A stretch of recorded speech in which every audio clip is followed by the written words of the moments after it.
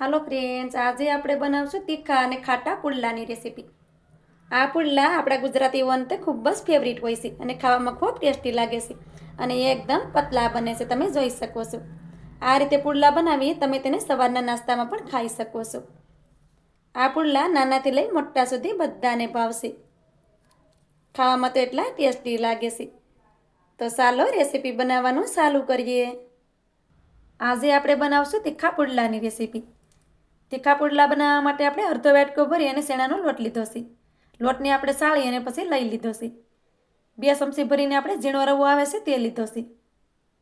તમારે રવો નાખવો હોય તો નાખી શકાય, અથવા તો તમે એકલા ચણાના લોટમાંથી પણ પુડલાને બનાવી શકો છો. થોડુંક આપણે આદુને આ રીતે ખમણીને લઈ લીધું છે. થોડાક આપણે લીલા મરચાં લીધા છે, તેને આ રીતે નાના ટુકડામાં સુધારી લીધા છે. તીખું તમે તમારા પ્રમાણે ઓછું કે વધારે પણ કરી શકો. થોડાક આપણે ટમેટાં લીધા છે, તેને પણ આ રીતે નાના ટુકડામાં સુધારીને લેવાના. એક ડુંગળીને આપણે આ રીતે નાના ટુકડામાં સુધારીને લીધી છે. સાથે જ આપણે થોડાક લીલા ધાણા લીધા છે અને 2 ચમચી ભરી અને આપણે ખાટું દહીં લીધું છે. તમારે દહીં નાખવું હોય તો નાખી શકાય, અથવા તો તમે પાણીથી પણ પુડલાને બનાવી શકો છો. દહીં નાખવાથી પુડલા છે તે ખાટા લાગે છે અને ખાવામાં પણ સારા લાગે છે. તો હવે આપણે એક વાસણ લઈ લઈશું. આ રીતે તેમાં આપણે ચણાના લોટને પહેલાં નાખી દઈએ. હવે આપણે તેમાં બધી વસ્તુને નાખી દેવાની છે. આ રીતે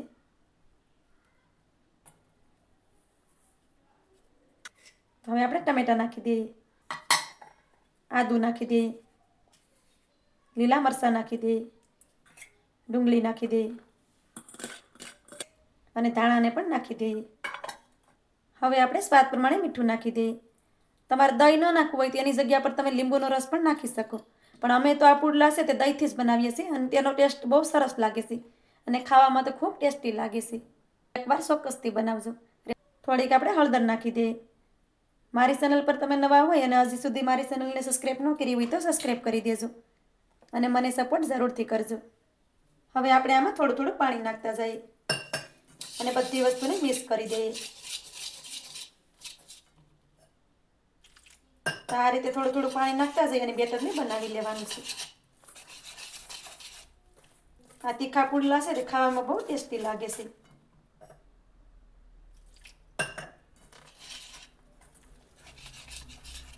આપણે આનું બેટર બહુ જાડું નથી રાખવાનું કે બહુ પતલું પણ નથી રાખવાનું. આપણે બેટર છે તે એકદમ ઠીક રાખવાનું છે. તો આપણે આ રીતે બેટરને બનાવી લીધું છે. તેમાં આપણે અડધા ગ્લાસ જેટલા પાણીની જરૂર પડી છે અને બેટર આપણું બની ગયું છે. હવે તેમાં આપણે અડધી ચમચી ભરી અને અજમા નાખી દઈએ. અજમાનો ટેસ્ટ છે તે પુડલામાં સરસ લાગે છે અને પછી તેને સારી રીતે મિક્સ કરી દઈએ. અને અજમા નાખવાથી આપણે પુડલા છે તે ખાવામાં આપણને પસી જાય છે અને ગેસ નથી કરતા. તો તમે જોઈ શકો છો બેટર આપણું એકદમ રેડી થઈ ગયું છે. હવે આપણે બેટરની ઉપર થાળી ઢાંકી દઈશું અને 5 મિનિટ સુધી તેને રહેવા દેશું, કેમ કે આપણે એમાં રવો નાખ્યો છે. તો રવો છે તે 5 મિનિટમાં સારી રીતે પલળી જશે. તમે એકલા ચણાના લોટના પુડલા બનાવતા હોય તો તેને ન રાખો તો પણ ચાલે. બેટરને આપણે રાખ્યું એના 5 મિનિટ થઈ ગઈ છે. તો હવે આપણે તેને શેક કરી લેશું. તો તમે જોઈ શકો છો કે આપણો રવો પણ સારી રીતે ફૂલી ગયો છે. તો હવે આપણે તેમાંથી પુડલા બનાવી લેશું. પુડલા બનાવવા માટે આપણે આવી રીતનું પેન લીધું છે અને તેને આપણે ગરમ કરવા માટે રાખી દીધું છે. તો થોડી વાર માટે તેને ગરમ થવા દેશું. પેન આપણું સારી રીતે ગરમ થઈ ગયું છે. હવે તેમાં થોડુંક તેલ નાખી દઈએ આ રીતે અને આ રીતે ફેલાવી દેવાનું. તમારે લોઢીમાં પુડલા બનાવવા હોય તો તેમાં પણ તમે બનાવી શકો છો. ગેસની ફ્લેમને આપણે ધીમી કરી દઈએ, કેમ કે પેન ગરમ થઈ જાય પછી આપણે ગેસની ફ્લેમ ધીમી કરી દઈએ તો ચાલે. તેલને આપણે સારી રીતે ફેલાવી દીધું છે. હવે તેમાં આપણે 2 ચમચી ભરી અને બેટરને નાખી દઈએ અને બેટરને આ રીતે ફેલાવી દેવાનું. આ રીતે પતલું પતલું ફેલાવવાનું, જેથી કરી પુડલા છે એકદમ પતલા બને. પુડલા જાડા હોય તો ખાવાના સારા ન લાગે. આ રીતે પતલા પતલા બને તો ખાવાના બહુ સરસ લાગે. તો આ રીતે બેટરને ફેલાવી દેવાનું. આવી રીતે બેટર છે તે સહેલાઈથી ફરી જાય છે. જો તો તમે જોઈ શકો છો કે આપણે આ રીતે બેટરને ફેલાવી દીધું છે અને પુડલો આપણો એકદમ પતલો બન્યો છે. કેમ કે જાડો પુડલો બહુ નહીં બનાવવાનો. બેટર આપણે થોડુંક ઓછું જ રાખવાનું એટલે પુડલો છે તે પતલો બને. કેમ કે વધારે બેટર નાખી દેવો તો પુડલો જાડો બની જશે, તો ખાવામાં પાછો સારો નહીં લાગે. હવે તેની ઉપર અડધી મિનિટ સુધી ઢાંકણ ઢાંકી દઈએ. જેથી કરી પુડલો છે તે એક સાઈડમાં સડી જાય. થોડી વાર પછી આપણે ઢાંકણ ખોલી અને જોઈ લેવાનું. તો તમે જોઈ શકો છો કે પુડલો આપણો ઉપરથી એકદમ ડ્રાય થઈ ગયો હશે. તો આ રીતે તેની કિનારેથી થોડુંક તેલ નાખી દેવાનું આવી રીતે. હવે તેને આપણે બીજી સાઈડમાં પલટાવી દઈએ. તો આ રીતે આપણો પુડલો છે તે આસાનીથી ઉસળી જાય છે, તમે જોઈ શકો છો. પુડલો આપણો સરસ એવો એક સાઈડમાં સડી ગયો હશે. હવે તેને બીજી સાઈડમાં પણ આપણે સડવા દઈએ. બીજી વાર આપણે ઢાંકણને નથી ઢાંકવાનું ને પુડલાને આપણે ખુલ્લામાં જ સડવા દઈશું. અને થોડું તેલ આ રીતે કિનારે નાખી દેવાનું, જેથી કરી પુડલાને સડતા જાજો ટાઈમ ન લાગે. હવે તેને સડવા દઈએ. પુડલાને આપણે બીજી સાઈડમાં પણ થોડી વાર માટે સડવા દીધો છે. પછી તેને આ રીતે પલટાવી દેવાનું. આ રીતે ફેરવતા જવાનું અને બંને બાજુ તેને સારી રીતે સડવા દેવાનું.